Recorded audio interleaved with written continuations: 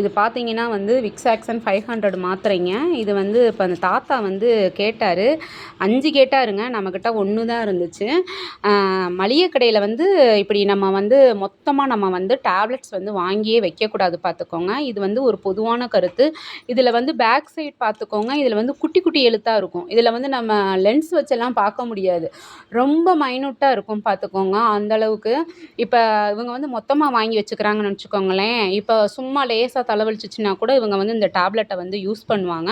அந்த மாதிரி வந்து யூஸ் பண்ணக்கூடாது. இது வந்து ஒரு பொதுவான டேப்லெட்றனால தான் வந்து இப்போ நார்மலாக ஒரு மளிகை கடையில் வந்து சேல்ஸ் பண்ணுறாங்க. ஏன்னா தலைவலிக்குது அப்படின்னா இந்த மாத்திரையை போட்டால் சரியாயிரும் அப்படின்ற பட்சத்தில் தான் அந்த மாத்திரையை வந்து சேல்ஸ் பண்ணுறாங்க.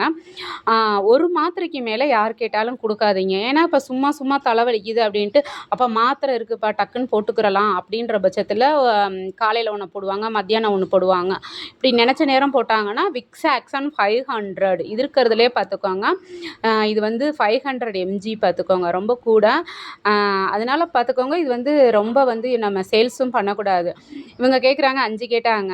ஐயோ நான் 5 வாங்கலான்னு வந்தேன் அப்படின்ட்டு. ஏன்னா மாத்திரையை பொறுத்த வரைக்கும் ஒரு மளிகை கடையில் நம்ம வந்து நிறையா வாங்கியெல்லாம் டம்ப் பண்ணக்கூடாது. என் கடையில் வந்து இது ஒரு மாத்திரை தான் ஃபைனல்.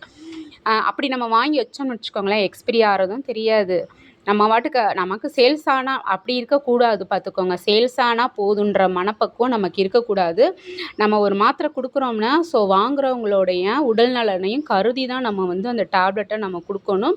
நம்மளும் சில வந்து ஃபஸ்ட் எய்டுகள் வாங்கி வைக்கிறோம்னா அதில் வந்து நம்ம வந்து ரொம்ப கான்சியஸாக இருக்கணும் பார்த்துக்கோங்க.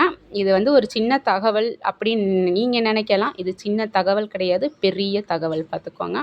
சரிங்களா?